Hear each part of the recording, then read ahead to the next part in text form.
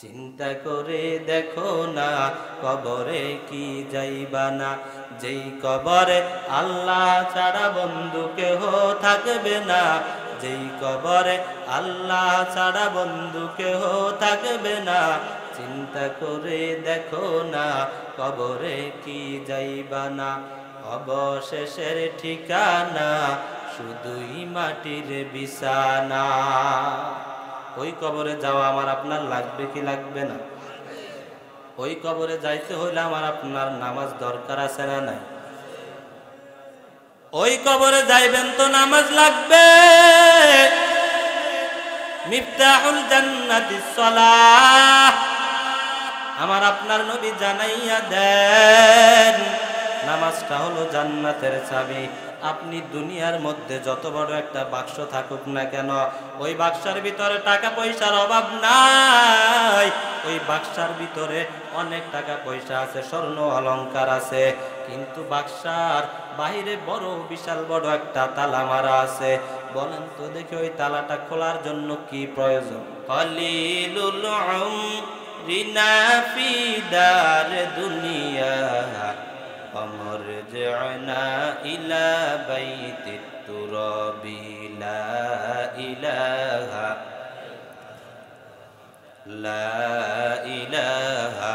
ইল্লাল্লাহ লা ইলাহা ইল্লাল্লাহ লা ইলাহা ইল্লাল্লাহ লা ইলাহা ইল্লাল্লাহ লা ইলাহা ইল্লাল্লাহ লা ইলাহা ইল্লাল্লাহ লা ইলাহা।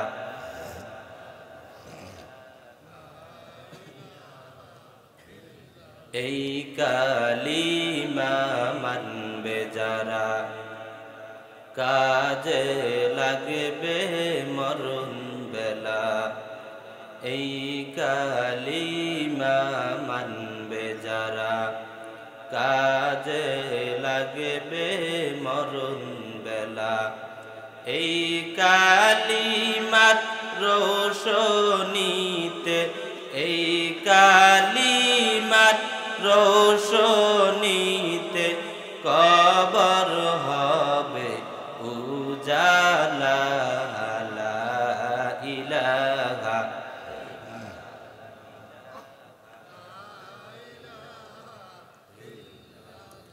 লা ইলাহা ইল্লাল্লাহ লা ইলাহা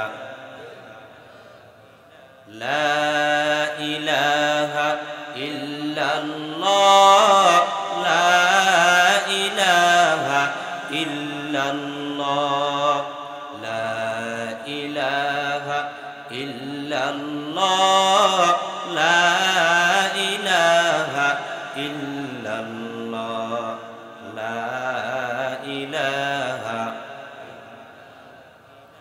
লা ইলাহা ইল্লাল্লাহ মুহাম্মাদুর রাসূলুল্লাহ সাল্লাল্লাহু আলাইহি ওয়াসাল্লাম। বদনিঘাটি জামে মসজিদ যুব সমাজের উদ্যোগে আয়োজিত আজকের মাহফিলের সম্মানিত সভাপতি ও জাতির মাথার মুকুট হযরত উলামায়ে কেরাম, ৮০ বছরের হিন্দু কাফের যখন ঈমান এনে ফেলল, তখন তার উপরে সর্বপ্রথম নামাজেই ফরজ হয়। বান্দা আসরের রক্তের সময় ঈমান আনছে, আসরের সময় যদি ১ মিনিটও বাকি থাকে, বান্দার উপর আসরের নামাজ ফরজ। বান্দা যদি ওই আসরের নামাজটা না পড়ে, তাহলে ওই বান্দা পরে রক্তে এটা কাজা করা লাগবে। আমি আপনি বলতে পারি, হুজুর হিন্দু মানুষে তো কিছুই জানে না, কেরাত সূরা কিছুই জানে না, তাহলে সে আবার কিভাবে নামাজ পড়বে? এরে বান্দা, এ আল্লাহর গোলাম, ওই বান্দা যদি সূরা কেরাত কিছুই না জানে, বান্দা যাই জানুক না কেন, বান্দা আল্লাহর হুকুম নামাজ আদায় করে লাগবে রে বান্দা।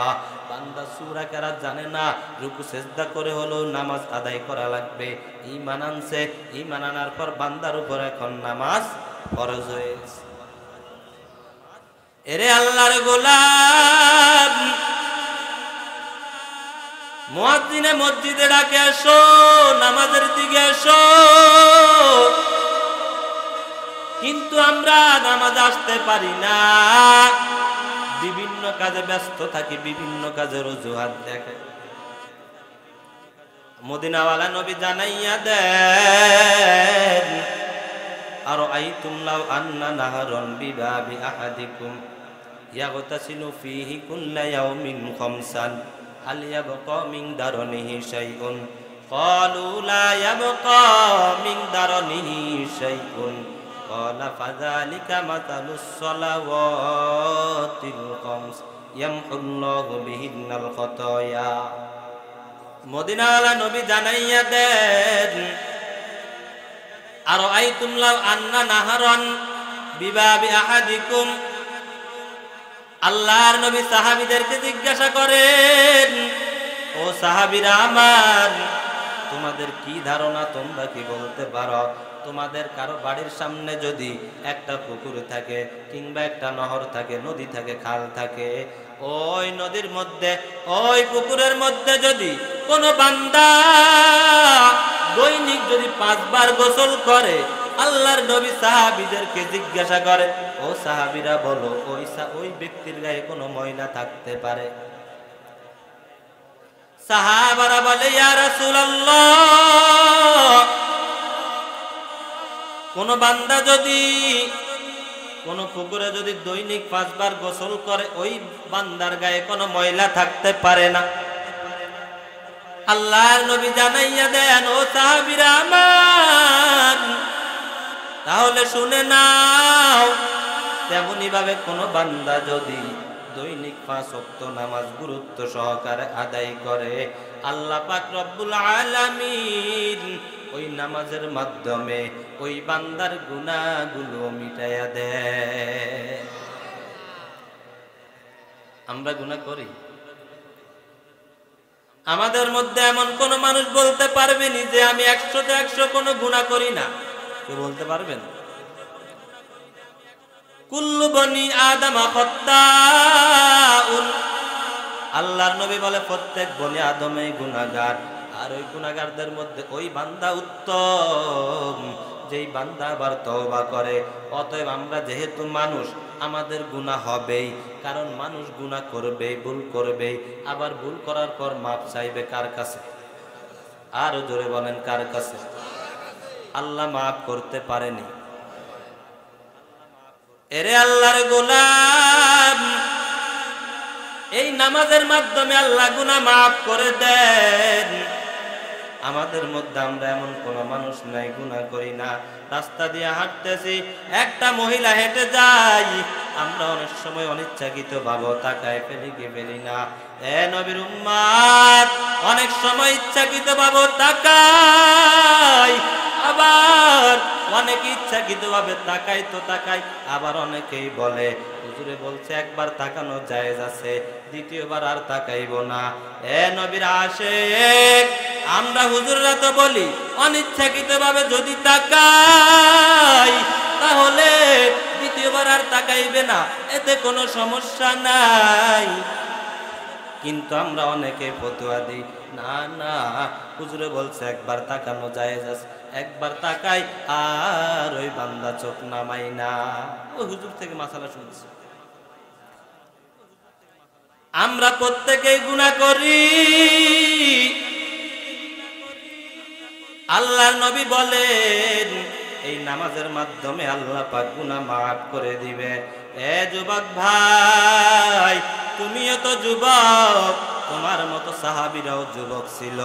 আল্লাহর নবীর এক সাহাবী, যুবক সাহাবী, যেই সাহাবী কিশোর সাহাবী সালাবাতুল আনসারী রাদিয়াল্লাহু তাআলা আনহু। ওই সালাবাতুল আনসারী রাদিয়াল্লাহু তাআলা আনহু একদিন রাস্তা দিয়ে হাঁটতেছেন। রাস্তা দিয়ে হাঁটার সময় একজন মহিলা একটা গোসলখানায় গোসল করতেছে।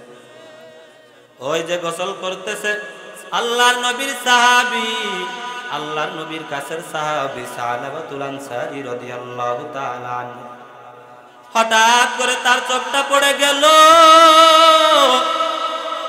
ওই গোসলখানার দিকে।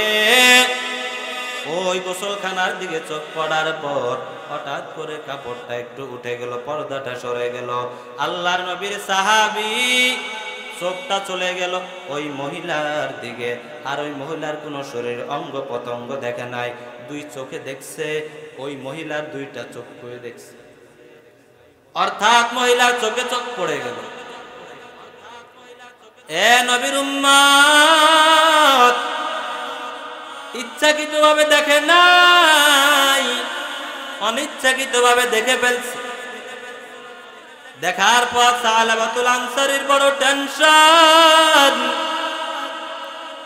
আল্লাহর নবী তো আমাকে অনেক ভালো জানে, আল্লাহর নবী তো আমাকে অনেক মহব্বত করে, আল্লাহর নবীর অনেক কাছের সাহাবী, আমার অনেক লজ্জা লাগে,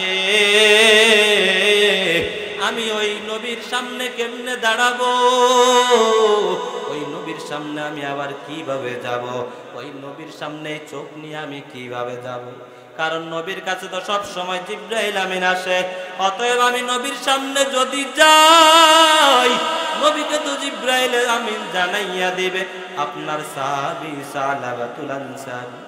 এই সালাবা অপর মহিলার চোখ দেখে ফেলছে, তখন তো আমি লজ্জায় কেমনে দাঁড়াবো, সালাবার বড় টেনশন, চিন্তা। আজ আমাদের কোনো লজ্জা নাই, কত মহিলাদেরকে দেখি, ইচ্ছাকৃতভাবে দেখি, আর ওই কিশোর সাহাবী সাহাবা ইচ্ছাকৃতভাবে দেখছে না অনিচ্ছাকৃতভাবে দেখছে? ঘুমাইতেছেন, ঘুম আসে? ইচ্ছাকৃতভাবে দেখছে না অনিচ্ছাকৃতভাবে? অনিচ্ছাকৃতভাবে দেখছে। অনিচ্ছাকৃতভাবে মাত্র দুইটা চোখ দেখছে।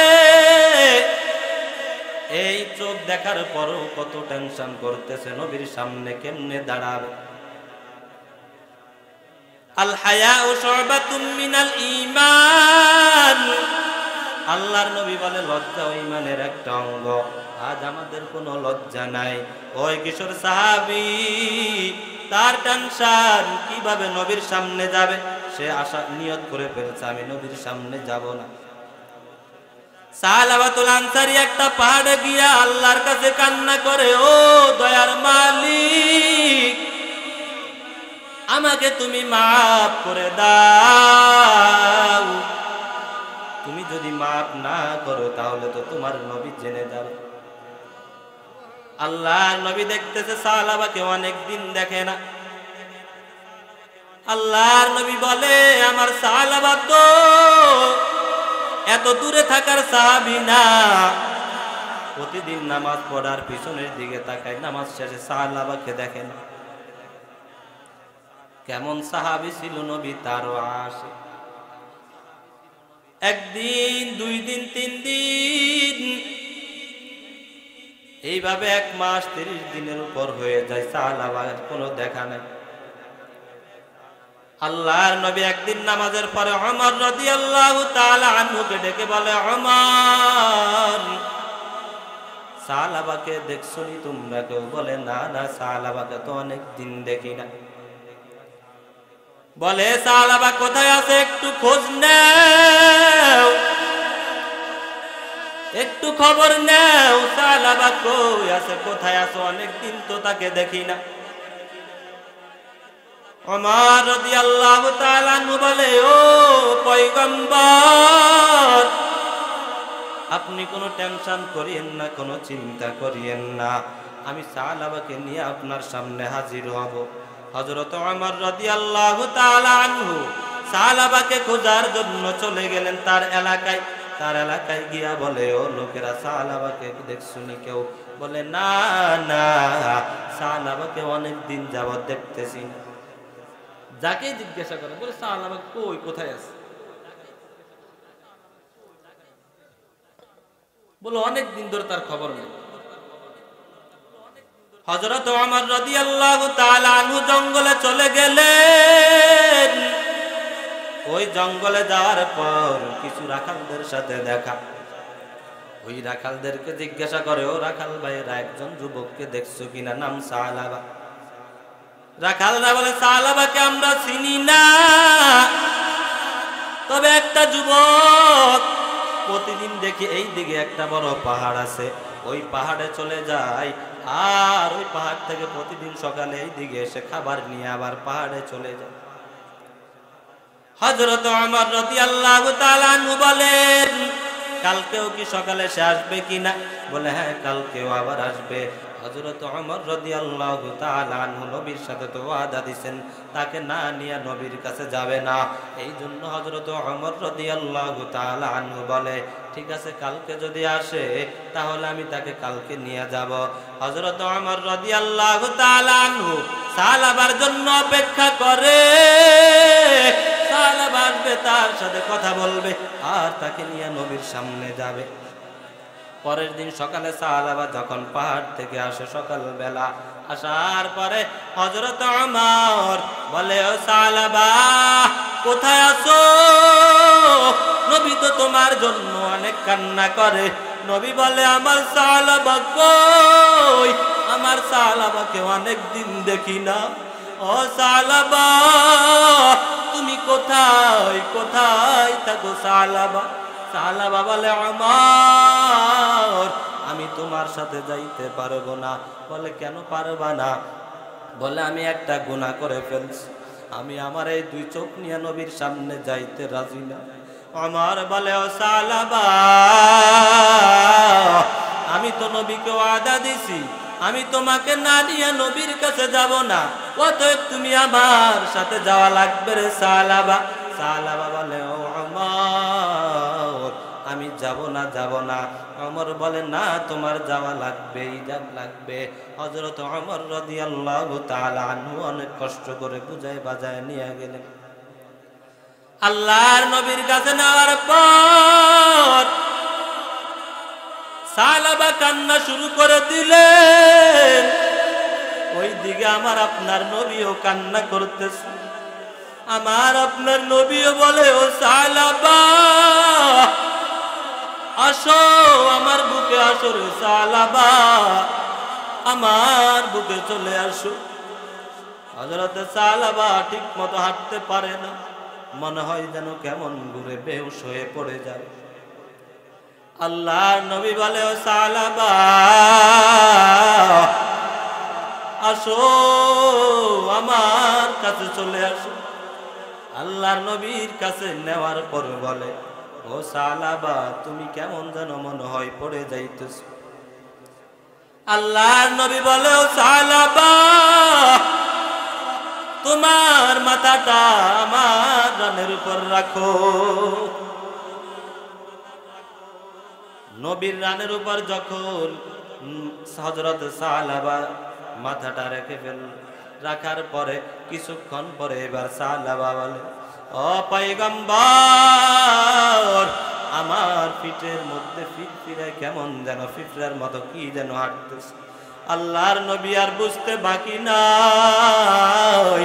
আল্লাহর নবী বলে, ও সালাবা, আজরাইল বুঝি এসে গেল। ও সালাবা, আর দেরি করিও না, তাড়াতাড়ি কালিমা পড়ো, আজরাইল চলে আসছে রে সালাবা, তাড়াতাড়ি কালিমা পড়া শুরু করে। হযরত সালাবাতুল আনসারীর সাথে সাথে কালিমা পড়তেছে। কালিমা পড়তে পড়তে হযরত সালাবাতুল আনসারী ওখানে মৃত্যুবরণ করে ফেলল। আল্লাহর নবী ও সালাবার জন্য কাঁদেন। আল্লাহর নবী সাহাবীদেরকে বলে, ও সাহাবীরা, তাড়াতাড়ি এই লাশের আমার সাহাবী দাফন কাফনের ব্যবস্থা করো। কিছু সাহাবী কবর খননের জন্য চলে গেল, কিছু সাহাবী সালাবাতুল আনসারীকে দোয়াইতে নিয়ে গেল, আবার কিছু সাহাবী কাফন রেডি করে ফেলল। আল্লাহর নবীর সাহাবী সালাবাতুল আনসারীকে যখন দোয়া কাফন টাফন যখন সব কিছু রেডি করে ফেলল, আল্লাহর নবীর সামনে যখন নিয়ে আসলো, খাটের মাথা এক একজন ধরতেছে। আল্লাহর নবী বলে, ও সাহাবীরা আমার, খাটের এক মাথা আমাকেও দাও, আমিও একটা অংশ আমি আমার কাঁধে নিব। হযরত সালাবাতুল আনসারীর লাশের খাটের এক অংশ আমার আপনার নবীও নেই। সব সাহাবীরা পুরা পায়ে ভর দিয়া দিয়া হাঁটতেছে, কিন্তু আমার আপনার নবী পুরা পায়ে ভর দিয়া হাঁটে না, বৃদ্ধাঙ্গুলে ভর দিয়া দিয়া হাঁটে। সাহাবীরা জিজ্ঞাসা করে, ও পয়গম্বর, আপনি কেন এইভাবে বৃদ্ধাঙ্গুলে ভর দিয়া দিয়া হাঁটেন, পায়ে কিছু লাগতেছে না?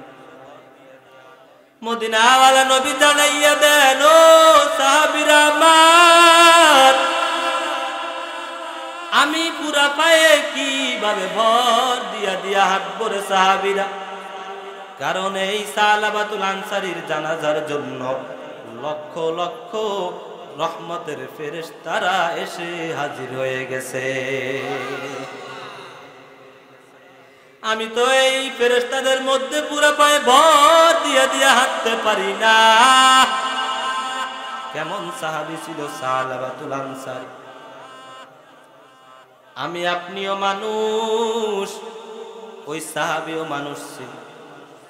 ওই সাহাবীরও বেশি বয়স ছিল না, কিশোর সাহাবী। অনিচ্ছাকৃতভাবে দুইটা চক্ষু অন্য বেগানার চোখ দেখে ফেলছে, অনিচ্ছাকৃতভাবে। আজ আমরা কত ইচ্ছাকৃতভাবে কত মহিলাদেরকে দেখি, আমাদের কোনো কষ্ট লাগে না, লজ্জাও লাগে না, আমাদের কাছে কোনো কষ্ট লাগে না। আমরা কত গুনাহ করি, আমাদের কাছে গুনাহ মনে হয় না। এ নবীর আশিক, এ নবীর উম্মত, এই জন্য আল্লাহর নবী বলেন, এই নামাজ পড়ো, নামাজের মাধ্যমে আল্লাহ পাক গুনাহ মাফ করে দিবেন। আমরা কত গুনাহ করি, কত গুনাহ করি রে গোলাম। আল্লাহর নবী বলেন, এক ফেরেশতা যখন জোহরের সময় হয় তখন ফেরেশতা ডাকে, ও আল্লাহর গোলাম, কে আসো, তাড়াতাড়ি জোহরের নামাজ পড়তে আসো, কারণ জোহরের সময় হয়ে গেছে। সকাল থেকে জোহর পর্যন্ত যেই গুনাহগুলো করছো, জোহরের নামাজ পড়ে গুনাহটা মাফ করায় না। আবার আসরের সময় এক ফেরেশতা ডাকে, ও আল্লাহর বান্দা, আসরের নামাজ পড়ার জন্য চলে আসো। আসরের নামাজ পড়ে জোহর থেকে আসর পর্যন্ত যেই গুনাহ করছো, গুনাহগুলো মাফ করায় না।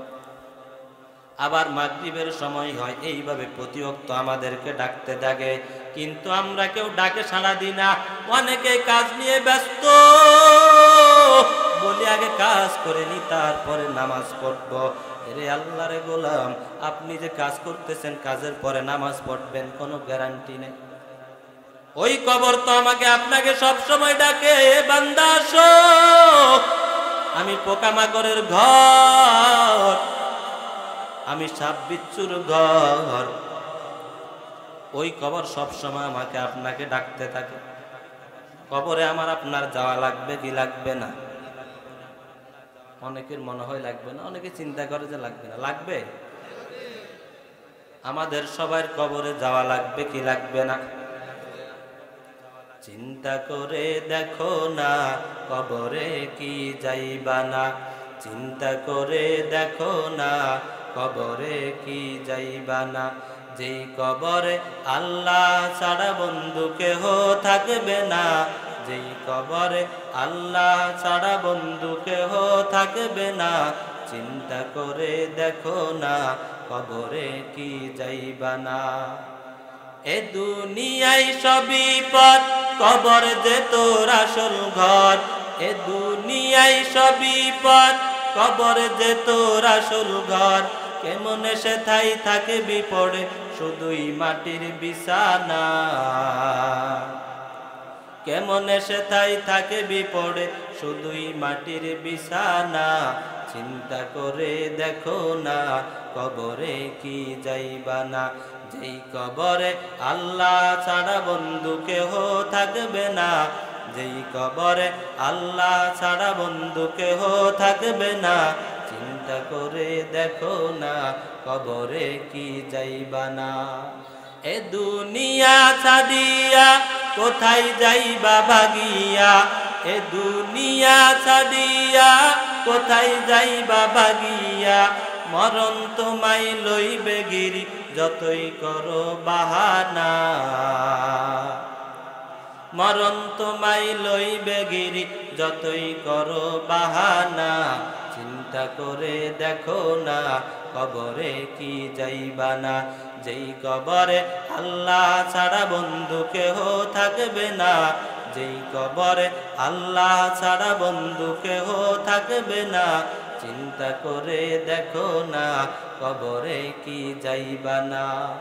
দিলে বড়া অহংকার চিনো না আজ খোদার ঘর, দিলে বড়া অহংকার চিনো না আজ খোদার ঘর, নামাজের লাগিয়া কি তোর মোটেও মায়া লাগে না, নামাজের লাগিয়া কি তোর মোটেও মায়া লাগে না, চিন্তা করে দেখো না কবরে কি যাইবা না, চিন্তা করে দেখো না কবরে কি যাইবা না। যেই কবরে আল্লাহ ছাড়া বন্ধু কেহ থাকবে না, যেই কবরে আল্লাহ ছাড়া বন্ধু কেহ থাকবে না, চিন্তা করে দেখো না কবরে কি যাইবা না। অবশেষের ঠিকানা শুধুই মাটির বিছানা। ওই কবরে যাওয়া আমার আপনার লাগবে কি লাগবে না? ওই কবরে যাইতে হইলে আমার আপনার নামাজ দরকার আছে না নাই? ওই কবরে যাইবেন তো নামাজ লাগবে। মিফতাহুল জান্নাতিস সালাহ, আমার আপনার নবী জানাইয়া দেন নামাজটা হলো জান্নাতের চাবি। আপনি দুনিয়ার মধ্যে যত বড় একটা বাক্স থাকুক না কেন, ওই বাক্সের ভিতরে টাকা পয়সার অভাব নাই, ওই বাক্সের ভিতরে অনেক টাকা পয়সা আছে, স্বর্ণ অলংকার আছে, কিন্তু বাক্সার বাহিরে বড় বিশাল বড় একটা তালা মারা আছে। বলেন তো দেখি ওই তালাটা খোলার জন্য কি প্রয়োজন? কথা বুঝেন? আমার বাড়ি নোয়াখালী, কিন্তু কথা বুঝতেছেন?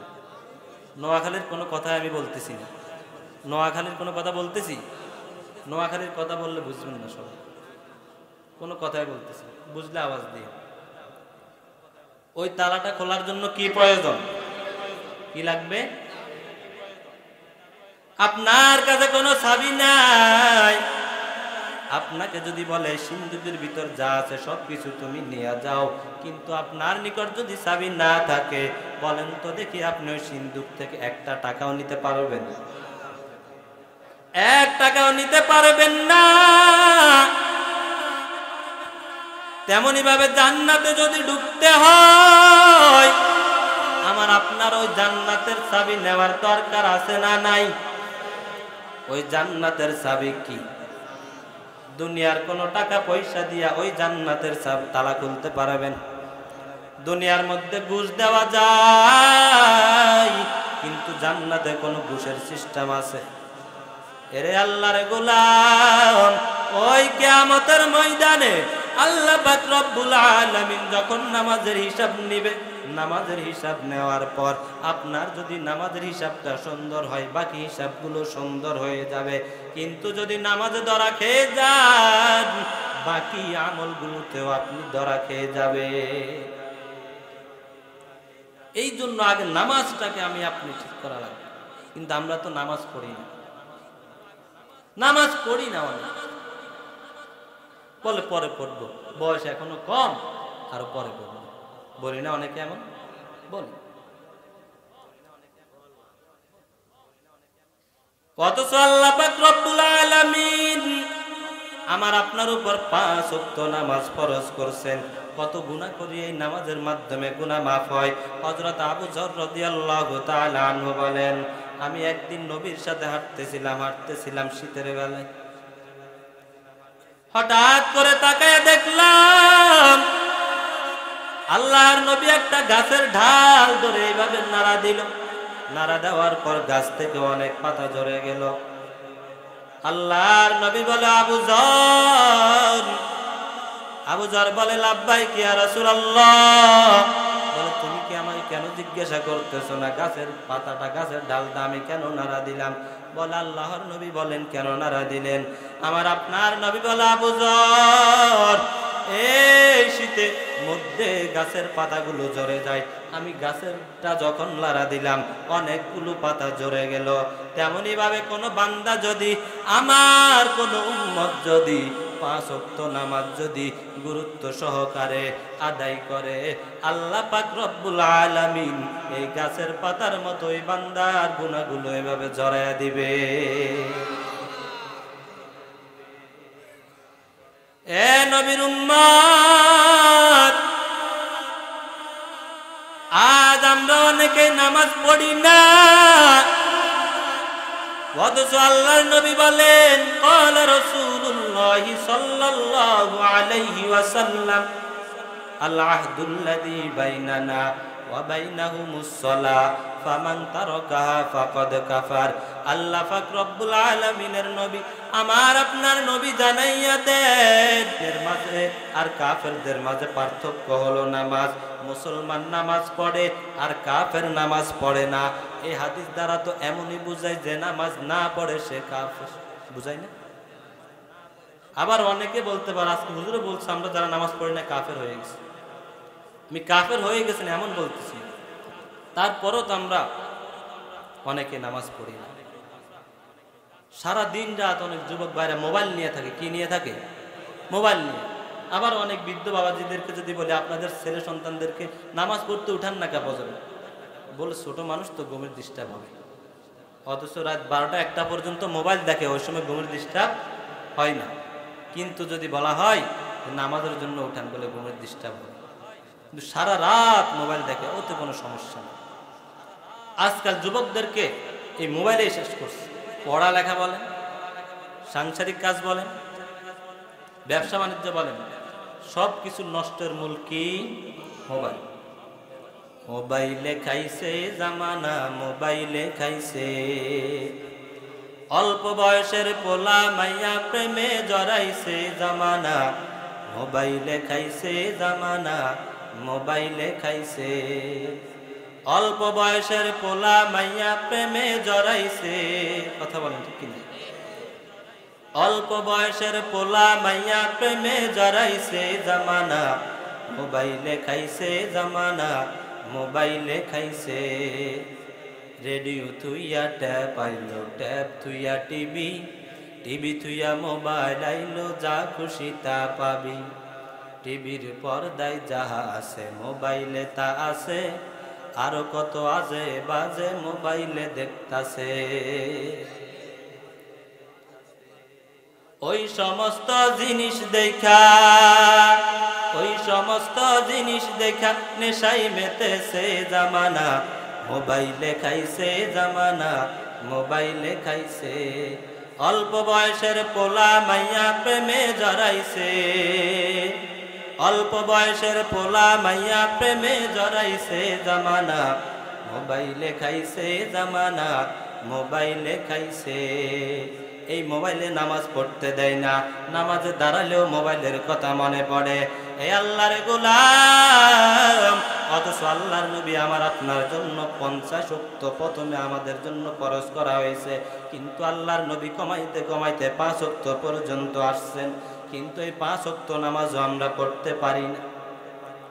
আল্লাহর নবী একবার নামাজের আলোচনা করতেছেন, আন্নাহু যাকারাস সালাতা ইয়াওমান ফাকালা মান হাফাযা আলাইহা কানাত লাহু নূরুন ওয়া বুরহানান ওয়া নাজাতান ইয়াওমাল কিয়ামা ওয়া মান লাম ইউহাফিজ আলাইহা লাম তাকুন লাহু নূরুন ওয়ালা বুরহানান ওয়ালা নাজাতান ইয়াওমাল কিয়ামা ওয়া কানা ইয়াওমাল কিয়ামাতি মা কারুনা ওয়া ফিরআউনা ওয়া হামানা ওয়া উবাই ইবনে খলফ।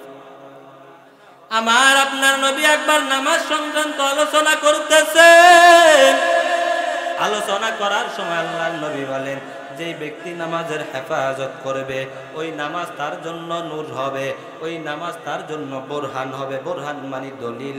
ওই নামাজ কিয়ামতের ময়দানে ওই বান্দার জন্য মুক্তির কারণ হবে। ওই বান্দাকে জাহান্নামে নিবে, নামাজ বলবে না না, এই বান্দা দুনিয়াতে ঠান্ডার মধ্যে ওযু করে বান্দা আমাকে আদায় করছে, বান্দাকে জাহান্নামে দেওয়া যাবে না। ওয়ামান লাম ইউহাফিজ আলাইহা লাম তাকুন লাহু নূরুন ওয়ালা বুরহানাও ওয়ালা নাজাতাই ইয়াউমাল কিয়ামাহ।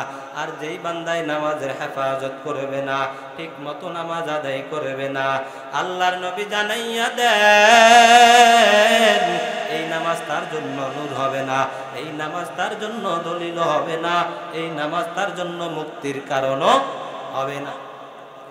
আল্লাহর নবী জানাইয়া দেন এই নামাজ কিয়ামতের ময়দানে মুক্তির কারণ হবে না। ওই বান্দার হাসর হবে ফেরাউনের সাথে, এই বান্দার হাসর হবে নমরুদের সাথে, ওই বান্দার হাসর হবে উবাই ইবনে খলফের সাথে। বলেন তো দেখি, আমার আপনার হাসর যদি হামান কামান উবাই ইবনে খলফের সাথে হয়, তাহলে আমার আপনার অবস্থা কেমন হবে? তাদের ঠিকানা কোথায়? জাহান্নাম। আর আমাদের হাসর নাসর যদি তাদের সাথে হয়, তাহলে আমাদের ঠিকানা কোথায়? জাহান্নাম। এই কারণে আল্লাহ পাক রব্বুল আলামিন আমাকে এবং আপনাকে 5 ওয়াক্ত নামাজ গুরুত্ব সহকারে আদায় করার তৌফিক দান করুক। সবাই বলেন আমিন। ওয়া আখিরি দাওয়ানা আনিল হামদুলিল্লাহি রাব্বিল আলামিন।